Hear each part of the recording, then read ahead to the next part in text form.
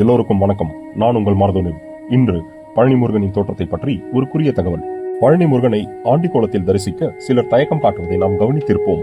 அவரை ராஜாலங்காரத்தில் தரிசிக்கவே பக்தர்கள் பெரும்பாலானவர் விரும்புகின்றனர். ஆண்டிக்கோலத்தில் முருகனை தரிசித்தால் நாமும் ஆண்டியாகிவிடுவோம் என்ற மூட நம்பிக்கைகள் பக்தர்களிடம் உண்டு. முருகப்பெருமானின் அறுபடை வீடுகளில் முக்கியமான ஒன்று பழனி ஆகும். முருகனின் ஆண்டிக்கோலமானது அனைத்தையும் துறந்து ஞானத்தை விரும்பக்கூடிய நிலையாகும். தண்டாயுதபாணியின் சிலை நவபாஷணத்தினாலானது.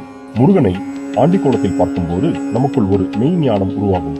பக்தர்களுக்கு நவபாஷணத்தில் முழு நேர்மையான கதிர்வீச்சு கிடைக்கும். திங்கட்கிழமை காலையில் முருகனை ஆண்டிக்கோலத்தில் தரிசித்தால் தவறான வழியில் செல்வங்களையும் பொருளையும் தேடக்கூடாது. அது சங்கடங்களை தரும். எதுவுமே வேண்டாம் என்று விட்டுவிட்டால் உங்களை தேடி அனைத்துமே வரும் என்பதுதான் கண்டு கொண்டு கோமணத்தோடு நிற்கும் முருகப்பெருமானின் ஆண்டிக்கோலம் உணர்த்துவது. இனி அனைத்தையும் விட்டுவிட்டால் ராஜாவாக இருப்பாய் என்பதை உணர்த்தவே ராஜாலங்காரம்.